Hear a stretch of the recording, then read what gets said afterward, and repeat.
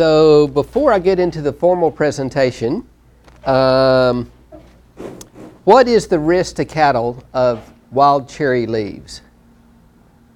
If a cherry tree falls down in your pasture or a limb breaks off, is that a good thing or a bad thing? Bad thing. What's the problem you get into? Well, the leaves and acid. Yeah. So the leaves wilt, and then you can get prussic acid, or in essence it's cyanide. It's the same thing. We just use the word prussic acid. And the reason you get the prussic acid or cyanide is the cherry leaves themselves, there's not just cyanide sitting there, but there's precursors to cyanide. And when the leaves wilt, the cells rupture, the enzymes in the plant mix with those precursors to cyanide, and the cyanide gas is produced. So it's when those leaves are wilted, or when you take Johnson grass, and Johnson grass gets frosted, same thing's happening. Those cells are rupturing, and the cyanide gas is produced. So I'm just going to get a little demonstration started as we're getting started here, because we've got some test strips that test the presence of cyanide. And I want to show you this for a couple reasons. Just show you partly the danger with wild cherry, but also what about once that cherry limb or cherry tree has dried up? Is there still a risk? Okay, I used to tell people, actually until yesterday when I did this little demonstration, that there was very little risk once the leaves are dry. But we're going to look and see if it turns out like it did yesterday, because actually I did get some cyanide gas produced even in the dry leaves. So in these dry leaves, I'm going to pour in a little bit of water, because obviously that's what's going to happen in the rumen. Any leaves or any plant material is eaten, it's going to be crushed in the rumen. There's going to be some water in there. The other sample that I have is I froze it, because that would represent what's happened during wilting. And the Johnson grass, I froze that because obviously you have a frost in the fall. That's what's going to happen with Johnson grass. On the test strips, these are something that you can order. They're actually used in medical testing to determine if someone's had cyanide poisoning. So I'm going to make sure these bags are sealed up completely. So I've got the Johnson grass, I've got the wild cherry leaves that are frozen, and then I've got these dried ones here as well. And so these are called Syntesmo test strips. We've got on our website a little section that we call Decision Aids, and it can take you through with how to order these. But typically we just make these available for county agents, and then they can come and test your plant material for cyanide or for nitrate toxicity. Okay, so that's the dried cherry leaves. This is the frozen ones. I'm going to crush it up just a little bit, because that's obviously what's going to happen in the rumen once the animal's eaten it. And it gets mixed in there with the digestive juices. And we're just going to watch and see what happens with this. And then here's the Johnson grass. Again, I just pulled it out of the cooler, so it's been frozen. And we'll look for the change in that over time and come back to that. What we're looking for is the test strip. If there's no color change like over here, then it's fine. There's no cyanide or prussic acid. You get a little bit of a change. There's some there, but not really enough to be any problem. You get the full change, then there's some worry. On the test strip, it says carcinogenic, so I put on a glove just to make sure. Okay, now I want to move into the presentation, and I'm going to, as I go through this, I'll demonstrate some of the things that I have here in front of you, both the plant material that we dug up and the plant material in these pots. So Renovating Forage Stands After the Winter of 2019 is the title. Obviously we're in the middle of the summer, but we're still seeing some of the effects from last winter, and I'm hoping we won't have another winter like we had last winter, but we want to be prepared, and we also want to know what to do this fall. I first wanted to mention our forage website. The way I always get to the forage website is I just Google KY forages or UK forages. You get to the forage website, It will show you upcoming events. It will show you these little tabs that you can get to different information sources. You go down to the bottom, you can get to our YouTube channel.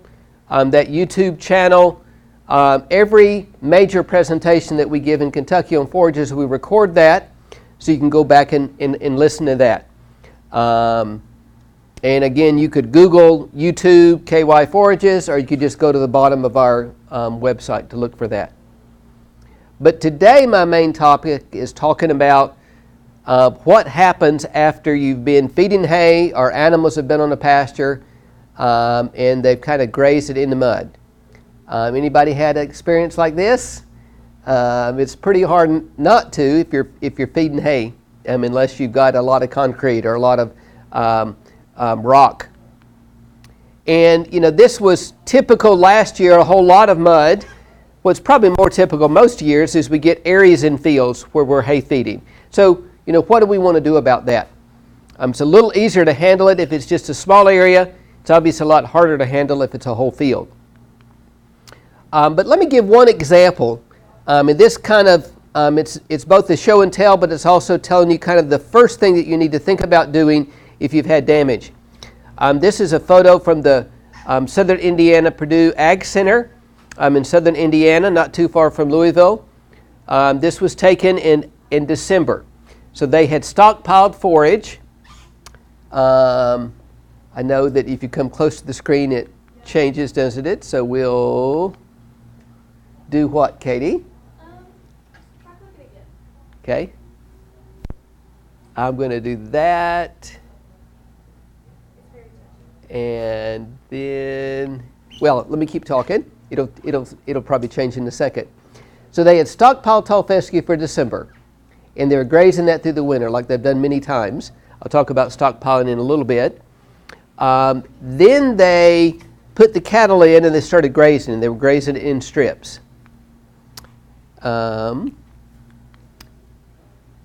Let's try here. So now I do need the other slide.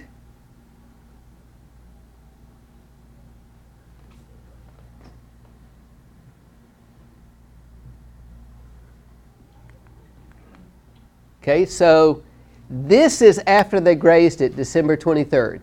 You can tell the strip they've just gotten off and the strip they're about to graze. It rained overnight when they were on the field, and they just tore it to pieces. And the superintendent there, Jason Toward, figured that this strip like that was toast. He was going to have to do some major work. But since it was a research station, he had some extra land. He thought, well, let's just see what happens if the only thing we do is we just rest that area. So here we are, April 15th. Again, that was back in December. April 15th, the side that had been grazed normally and hadn't gotten all trampled up was coming back here. It was about 18 inches tall. The side that had been trampled, it's amazing that it's as green as it is. You still see a lot of spaces in between, but it had just been rested. Here's what it looks like kind of from a top-down view. This is the side that had been trampled. Still a number of bare spaces there. And here's the side that had been grazed properly. Okay, here is in July. Here is October. On the left is the side that had been overgrazed. On the right is the side that had been grazed normally or properly. You really can't tell a difference. So just giving it that, in essence what they did is that following spring they didn't put cattle back on. They let it go and they took a hay cutting or a late grazing. They let some seed heads come up and then they put it back into their normal stockpile system. So the first thing you can do in an area that's been overgrazed is just to rest it. Now that had just been kind of a one-time event, something that's grazed all winter long and trampled. It's often you've got to do more than just rest. So if this is your situation, what do you do? What are the options? And I'm going to go through several different scenarios for you. And I'm going to do it based on assessing pasture damage. This is actually taken from an article in Cow Country News that Chris Toitz did, the forage specialist there in Princeton. If you've just got light damage, just certain areas of a field that have been trampled, maybe less than 25%, then it's actually pretty simple. Make sure that your fertility is in good shape. That's something that you want to do anyway. Give it rest. Weed control if needed. Maybe you want to add a little bit of clover. I'll give you an example of that in a second. And that next year, so if we're talking about the spring and summer period after it's been trampled, just to be a little easier on the grazing. So here's what may happen in an area that's been overgrazed. Anybody recognize what that yellow flower is? Okay, that's buttercup, an increasing problem in Kentucky. Fortunately, I mean, it's a real problem, but fortunately it's not that hard to control, as long as your herbicide application is happening in early March, actually late February through some early to mid-March. Even just a 2,4-D application can be very effective. Some winter-type weeds you can spray in late October, early November, but the buttercup will continue to germinate through the winter. So you really want to wait till the spring. But you don't want to wait until it gets to this stage, so you see flowers, because by the time there's flowers, there's already seed developing. So if you've had buttercup issues in the field in previous years, you pretty well know you're going to have it again. Even though the plants are going to be tiny, you might not can hardly tell what they are in early March. You'd want to go out there and spray. Using a broadleaf herbicide, you're not going to hurt your grass. You're going to knock back your buttercup. And so here is the publication on broadleaf weeds of Kentucky pastures. And on the back side, it shows you the different herbicides you can use for those weeds and the timing to spray those herbicides. So weed control is something to do. I mean, any time in a pasture, but particularly one that's been damaged a bit.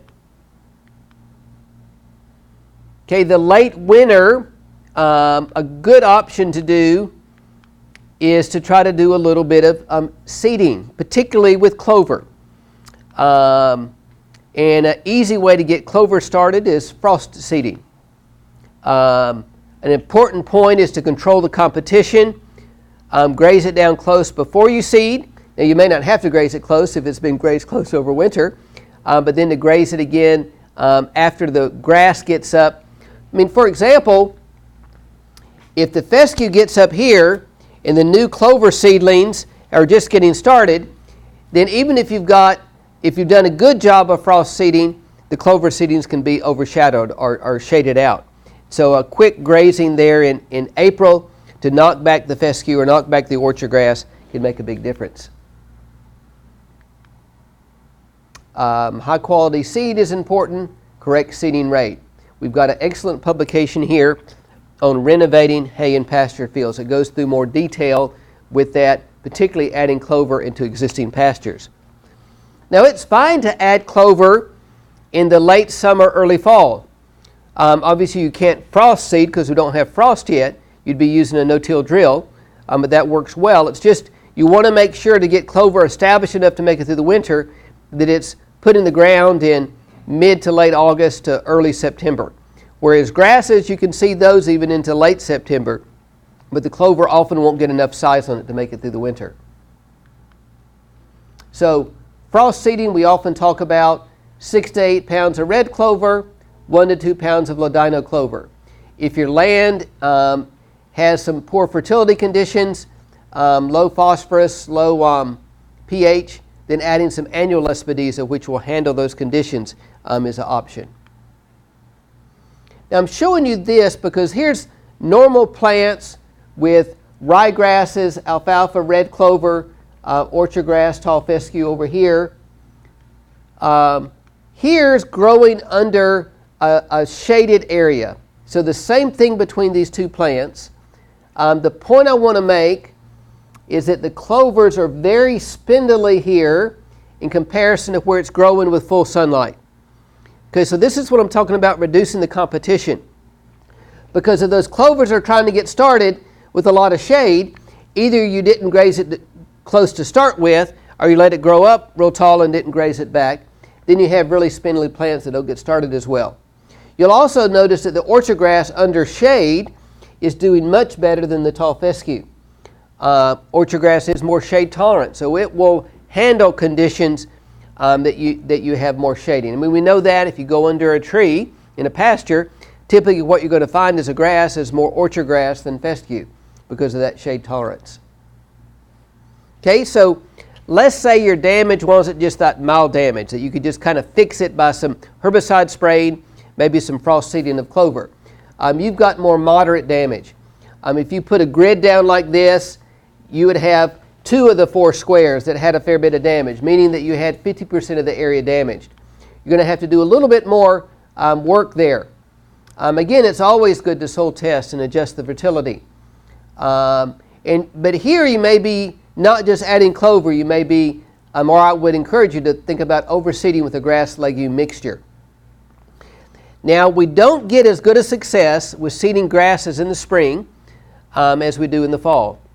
So the advice I'm giving here, I would actually be even better chances for success with you going in that field that had a lot of bare spaces and seeding in early September of this year. But if you really have a lot of bare area in the spring, this can be an option. So adding tall fescue or orchard grass or a mixture of those two, adding the clovers in there. No-till drill is going to be the ideal way to get it in because grasses don't do as well frost seeding as clovers. It may be that you decide light tillage. You may be that the area, just talking to Kendall about an area that the cattle had really pocked up and it was really rough. So you may want to do a little bit of tillage like with a disc to even it out. If you're doing that, then broadcast seeding after that light tillage and then dragging that area or using a cultipacker can be another way to get new seed started. Okay, so I'm going to just do a reminder here. If you've got a lot of residue on the surface, you want to make sure that's removed before you're putting any kind of seed down. If you're going into an existing pasture, whether you're adding clover, whether you're drilling in the grasses. Okay, and a couple of points I want to make with a no-till drill. Works very well, a little more effort and attention to detail, but the nice thing with a no-till drill is you get good contact with the soil. The seed goes through these double discs, the packer wheel packs it well. Can work well in the spring or the fall. Best method to seed alfalfa or to seed grasses. Alfalfa, the seedlings aren't as vigorous as the clover, so that it doesn't work as well either with frost seeding. Again, as I mentioned, suppress the sod, reduce the residue. A very important thing is to calibrate the drill or be confident that that drill is seeding at the proper seeding rate.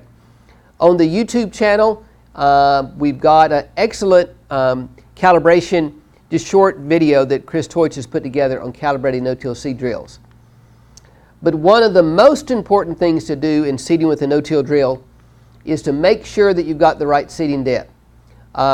With any of our forages, any of our perennial forages, the seed are tiny. We're talking about never deeper than a ½ inch. So we usually say a quarter to a ½ inch deep. A general rule of thumb, if you cannot see a little bit of seed along the top of the ground, along the slit, then you're probably going too deep. So don't just because the guy that's loaning you the seed drill or you're renting it from said that the depth is right, don't believe him. Go in there and check the depth. Check it with your pocket knife, check it with a little ruler, make sure you're at that proper depth. And I say this both from personal experience and a research trial we did at Woodford County where we seeded too deep, but I also say this as an example from farmers I know that have seeded, in one case, 50 acres of Roundup Ready alfalfa that he paid $7 a pound for, and it was too deep, and he had a complete stand failure. So this is what I mean when I talk about a little bit of seed along the slit. These seed you can see right here. If you don't see any seed, then there's a chance you've gotten it too deep. Again, you can check that seeding depth very easily. I'm putting a pocket knife down in the slit to see how deep the seed's getting. Here's emphasizing the point of not going too deep. In this example in the greenhouse, we seeded it 0, quarter, half, 1, 2, and 3 inches deep. Here's what it looks like after the 3rd day. Here's what it looks like after the 6th day. So what would you say is the best seeding depth from looking at that photo? Quarter inch deep. You know, 1/4 to 1/2 is okay. You get it deeper, you get a few plants, but you don't get a good stand. And throwing it on top of the ground, that'll work if you have frost action, and as the soil freezes and honeycombs, and then it thaws back down when it warms up during the day, that'll bury the seed. But in this case, the seed was just on top of the ground. So it would germinate, but the root wouldn't be able to peg down into the soil. Okay, now what happened this past winter is a lot of people didn't have just light or moderate damage, they had severe damage. Or maybe in that feeding area that you're using every year, you've got 50-75% of the area with damage. You've got some areas where you've got hoof prints and maybe tire tracks that are several inches deep. So then you're really talking about starting over. And let me just give you some different options for that kind of starting over. And let's talk about it 2 different ways. Let's talk about it, what you could do that spring after winter damage, and what you could do this fall if you had damage this past winter. You could go in the spring and plant annual ryegrass. It's going to come up quickly. It's going to provide a good cover, a good sod. It's going to provide some grazing, but you're only going to have it till about middle of June. So it's a short-term solution, but it does give some cover to the ground. You could plant in the spring. You could plant spring oats. That would give you some grazing, but if you're a bit short on hay, you're going to get a hay crop in about 2 months planting spring oats. We've been able to get 1.5 to 2.5 tons of production in 2 months' time, planting mid-March and coming back. So you've got an area that's destroyed, you don't know what to do. Maybe you can make lemonade out of lemons by putting spring oats in there and getting some production. In the fall of the year, you could go with cereal rye, our annual ryegrass. So this time of the year, you know your pasture's not what it should be. Excuse me. You know your pasture's not what it should be. You want to get something that's going to come up quick, give you some production for this fall, also for next spring. Cereal rye is going to be the forage that can give the most growth in the fall, or the quickest growth. You're going to have in 4 to 6 weeks grazable forage. And then you'll have maybe even 2 or 3 grazings if you seed it mid-August, mid to late August, early September. And ryegrass isn't going to give quite as much fall growth, but gives good spring growth. You could even seed crabgrass. Has anybody tried that?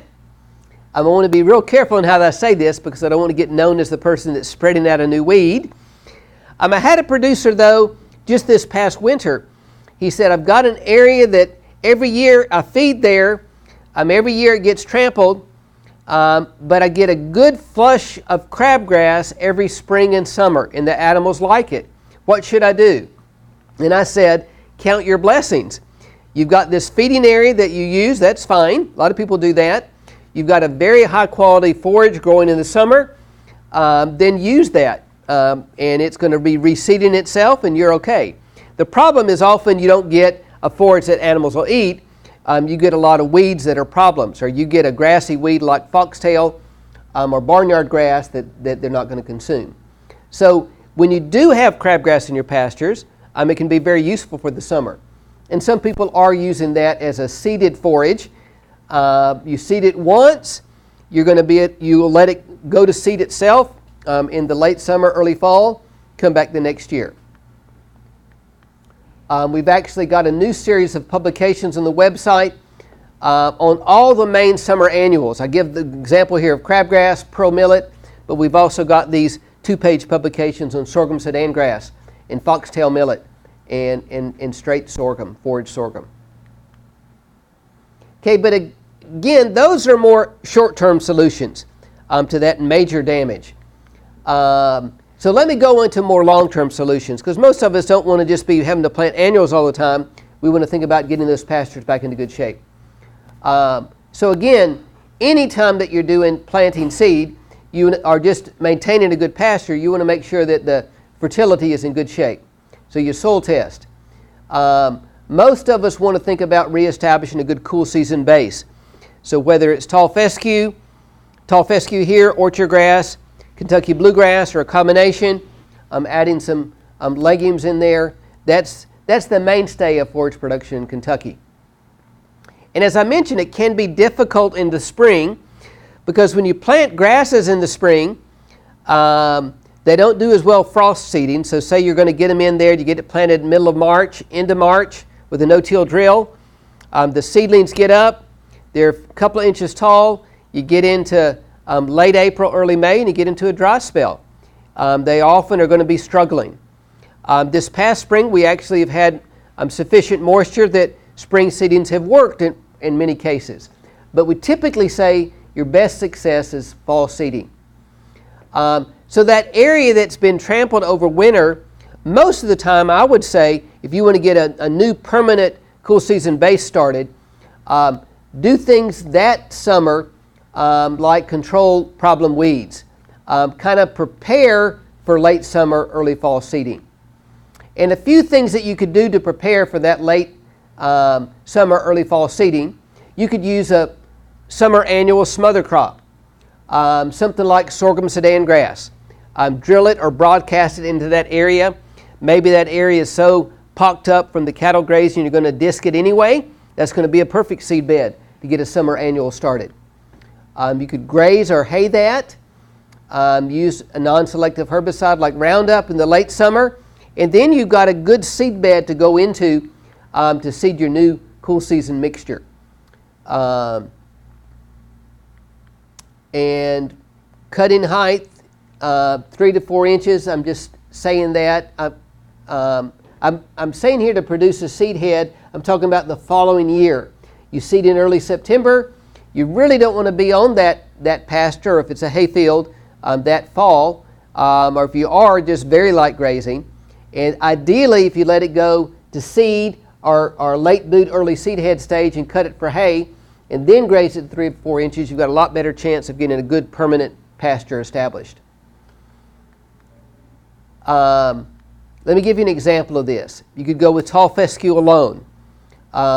In fact, before I give these species, let me give another option, and I've actually got it outlined on this page.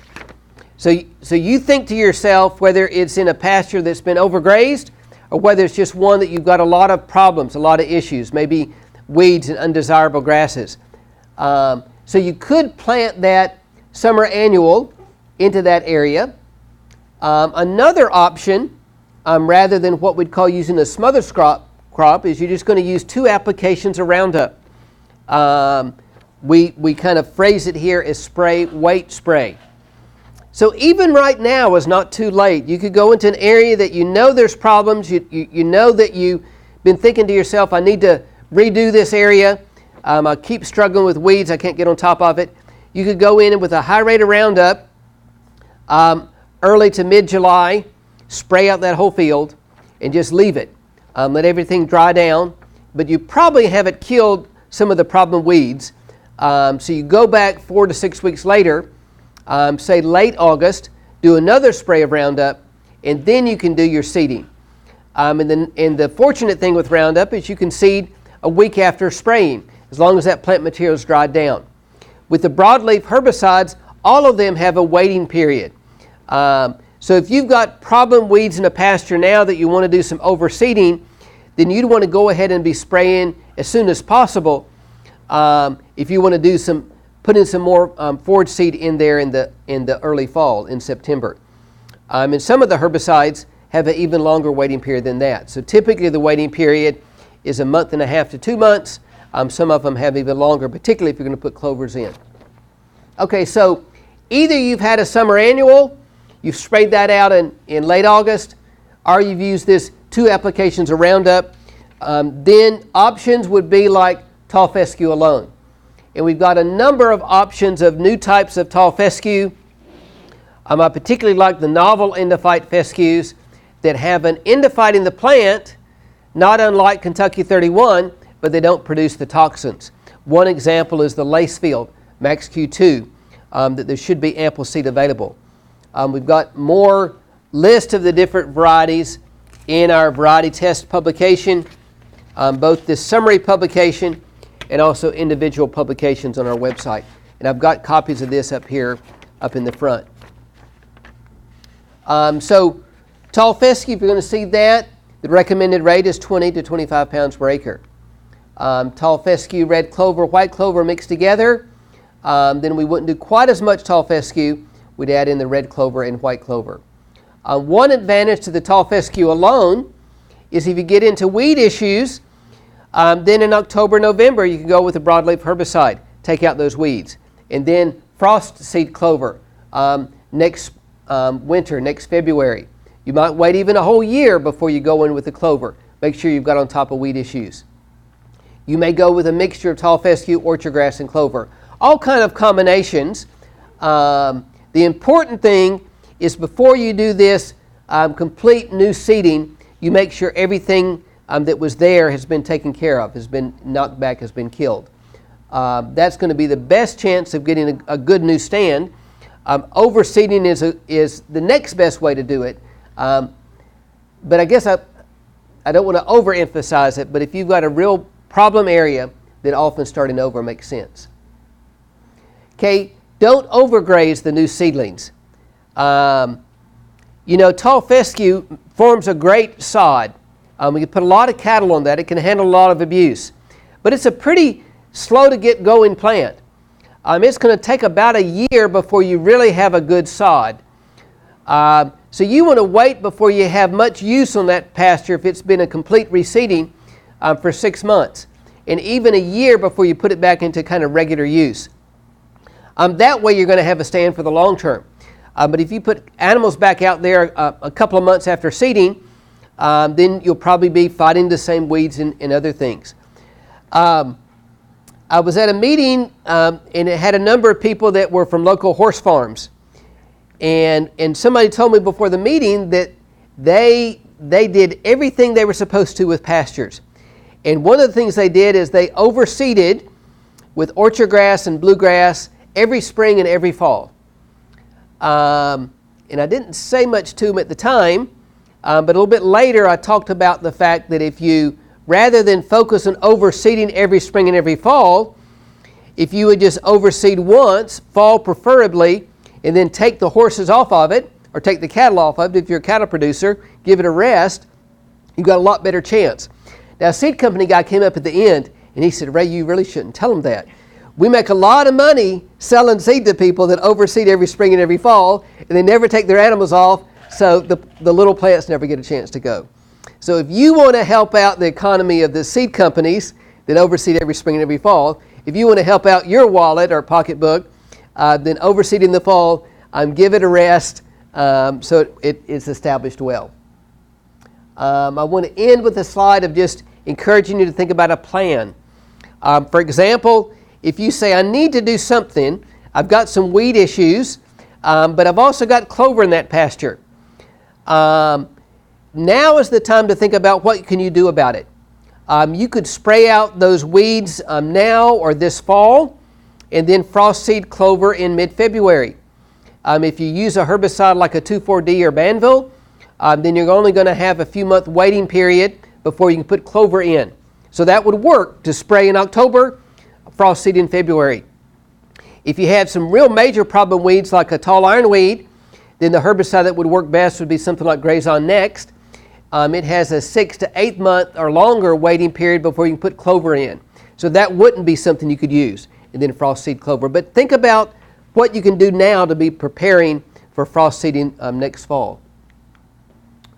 Let me ask if you have any questions, and then I'm going to go back to a couple of the demonstrations that I've got up in front of you here. Any questions you guys have? I have one. You had mentioned crabgrass. Yeah. Turns out I have a newish stand of alfalfa, an acre and a half. Yeah, that okay. has a fair amount of crabgrass in it. Mm-hmm. Is that fine just to go ahead and bale that up with it? Yeah, so crabgrass is one of the highest quality forages that we have. Actually, at a leafy stage, the quality is similar to alfalfa. So it'll be a very high quality feed. It'll be harder to sell because people don't want to buy hay with crabgrass, but if you're feeding it, they'll do really well. Now, the only problem is that if the crabgrass is so thick it's starting to set back the alfalfa, then that would be an issue. There's not a whole lot you can do about that now. You know, you're just going to cut and use it. But next year, if you say, well, I had crabgrass last year, I may have it again, then there's a herbicide called Prowl H2O that if you spray it after the first cutting of alfalfa, so it hits the soil, then it's going to prevent the germination of crabgrass seedlings. The other thing is in that alfalfa stand, just to go in there in September and drill in orchard grass or drill in fescue, so you're putting some desirable grass in between. So little crabgrass doesn't hurt. A whole lot can be competitive with the forage that you want. Yeah. Let's take a look here and see. Okay, so the Johnson grass. Okay, what do you think? Okay, the dark blue means there's a significant cyanide. So that's why you don't want to graze Johnson grass right after a frost. Once it's dried down, then a lot of the cyanide's dissipated. What about if you're doing boiling and you have some Johnson grass in the mix? Is it? Fortunately for cyanide, that once it's properly ensiled, so a month, 6 weeks later, the cyanide gas has been broken down in that ensiling process. So you're okay. So the real risk with Johnson grass is during after a frost or under drought stress, if they're eating just the young shoots, you could get into some issues. So my main point is not to scare you from Johnson grass, because just like crabgrass is high quality, Johnson grass at a leafy stage is high quality. It's just that being really careful at frost. Okay, I told you that I used to say that wild cherry leaves that were dry weren't an issue. Here's the dry wild cherry leaves. So you have this branch that blows down, and a week later you'd say, well, it's not wilted anymore. The leaves are crunchy dry. If they dry fast enough, they can still have those precursors of cyanide. Once it gets into the animal, if they do try to eat those dried leaves, then you could have some issues. Here's the frozen wild cherry leaves that I think will get a change over time, but it's just starting. So in this case, the dry leaves were as bad or a little worse than that was just frozen, or you might say wilted. What kind of symptom will a cow present with after they've been eaten? We've got a publication here, and let me just read it here. So affected animals, rapid labored breathing, irregular pulse, frothing at the mouth, dilated pupils, muscle tremors, staggering. With cyanide, the issue is that the oxygen gets tied up in the blood and it can't be released. So the blood is actually bright red. The other issue that we get in sometimes with some of the warm season grasses like sorghum Sudan grass is nitrate. So if you fertilize it at a high level and you get nitrates that can accumulate in the base, they'll cause some similar visible symptoms, but it's not because the oxygen can't be released, it's because the blood can't absorb the oxygen. So the blood is actually a dark blue. Is there anything a vet can do about that? There's really not with the cyanide. With the nitrate toxicity, there are some things that they can do. Now, I hate to give this recommendation, but if you've got a little bit of Johnson grass in the field and you're kind of not sure, you know you want to graze that pasture, it's just frosted, you could take your oldest cow that you've been meaning to cull for many years and you just can't get around to it and let her be the sacrificial lamb. And if she stays out there a day or two and is okay, then you're okay. Now you could also send it off to the lab, but some people don't get around to doing that. The real issue is if you turn your whole herd in and there's, say, enough Johnson grass, or it's after a big storm and there's a bunch of cherry trees that have fallen over the fence. That's really where you get into the worry. Other questions? How about the milkweed? Is that toxic to cattle? I mean, I keep hearing, yes, it is. And The butterfly lovers say no, It it's- doesn't have a high toxicity. I don't know if I've ever seen an animal eat milkweed to any extent. Have you? Yeah, Okay. I have some red cows that'll eat them like they like them. Okay. We've got one of our weed publications. I showed you this 2-pager. There's a more detailed one that goes into more detail with the herbicides, but it also has a chart, the different levels of toxicity. So I can't answer that definitively. Milkweed is also one that's a bit harder to kill with many of the common herbicides. Okay. Any other questions? I want to mention a couple of things with these forages. What is a better forage? Tall fescue? So tall fescue here or orchard grass? What would you rather have? Is that max Q or is it regular? Let's just say it in general. Let's not talk about how long they live. But as far as what do you think the animals are going to like better? Orchard grass, tall fescue. Orchard grass is a softer leaf, so they like it better. Now the nutrition level of these two at a vegetative stage, the quality, the protein and the digestibility are very similar. But they do like orchard grass, just as if we grab it, it's softer to the touch rather than fescue. Limitation with orchard grass is even in a well-managed pasture, you're talking about 4 to 5 years. So if you want to keep orchard grass in a pasture and keep a really thick stand or in a hayfield, you're going to have to be reseeding or overseeding every 4 to 5 years. Now you could plant Kentucky 31 tall fescue and it's going to live forever, but the animals are going to have heat stress and other problems. You could plant endophyte free tall fescue. That was the solution we figured on about 20 years ago, but it only lives about as long as orchard grass, 4 to 5 years.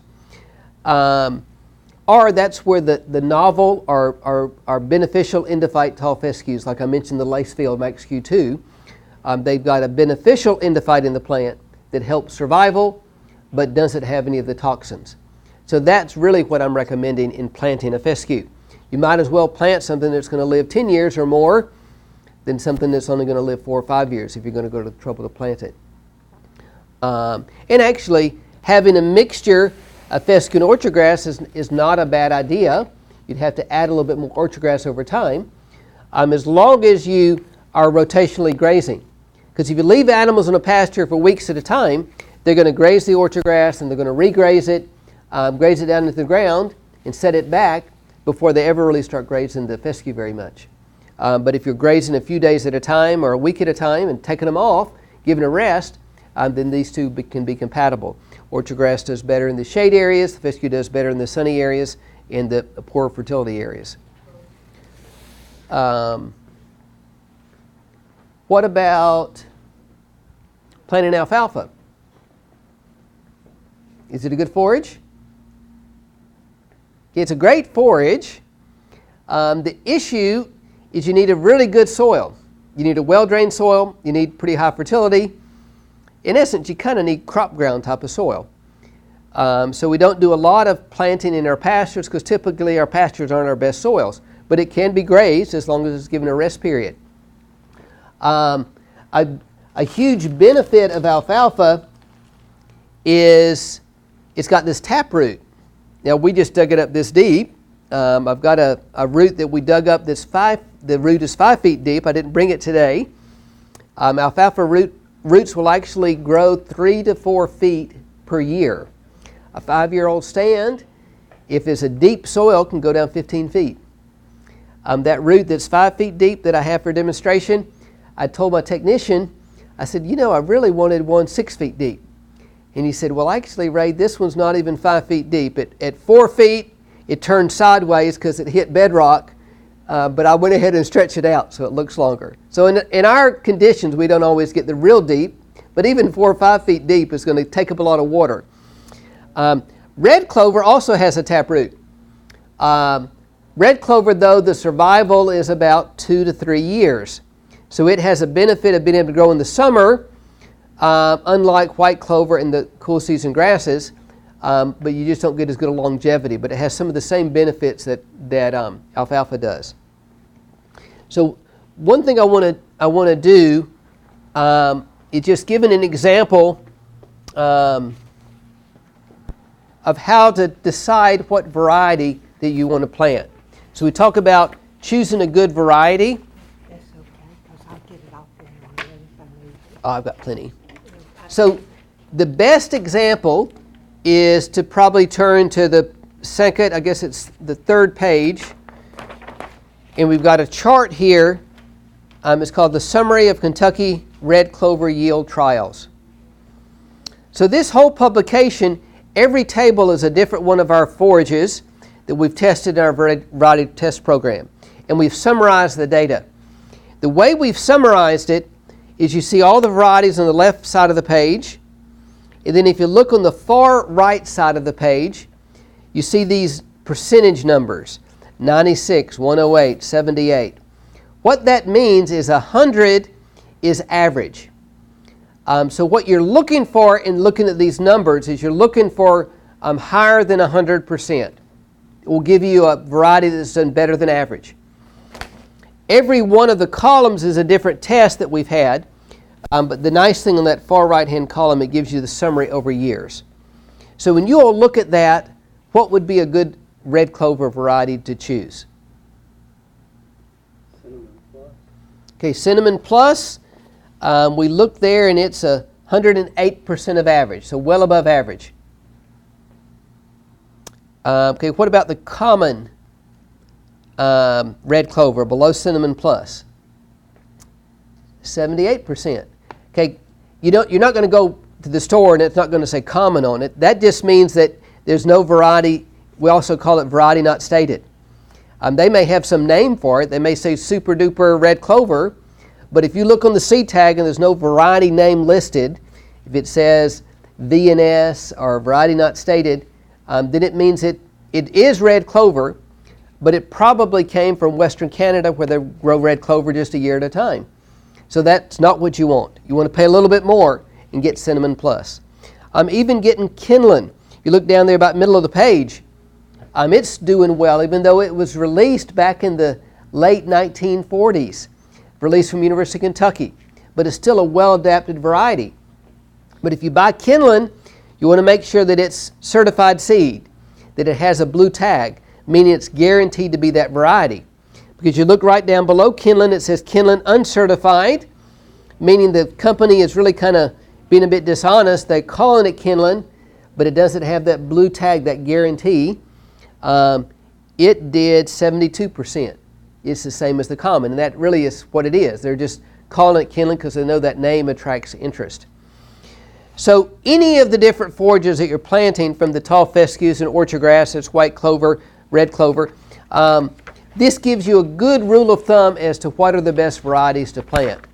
If you want a lot more detail and you say, well, how much tonnage are these going to produce in any given year, you'd go to the individual variety reports, like the red clover yield report, and that again is on the website.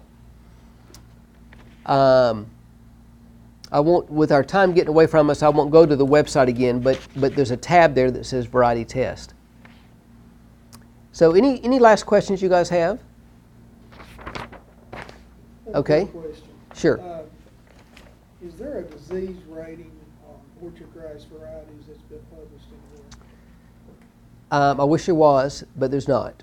I know we've been seeing a lot of leaf lesions, like septoria and so forth, Yeah. on orchard grass. And I was just wondering if any variety is rated better or... So about all I can say is the newer varieties, the plant breeders are actively selecting those for less leaf disease. But like alfalfa, there's a good rating scale, but they don't have that in orchard grass. So for example, on orchard grass, page 9, one of the newest varieties that Southern States is selling, it's actually, let's see, it's on page 10 actually. This goes over 2 pages. It's a numbered line. It's called SS0708. The production is 100%, so it's average, but it's one that the plant breeder Sam Stratton worked hard to try to get some improved resistance. I guess the long and the short is none of them are really resistant, but some have a little bit more tolerance. So seem like you see more the last couple of years than you have. Well, we've definitely had an issue with a lot of the wet weather that we've had. One of the things with orchard grass is it's quite sensitive if the potassium gets low to different disease issues. So making sure that the potash is in good shape. Making sure that you're not cutting too close. That can weaken the stand. But I'm beginning to think that, I mean, if you're selling horse quality hay, and people pay good money for orchard grass or orchard grass alfalfa, that's what you plant. But if you're looking at what's going to do better for the long term, or what's going to be good hay for my beef cattle, then some of the newer fescues may be better choices because we don't get a lot of those issues with them. Yeah. Okay, I'll finish there. Stop being so formal since I'm not being recorded.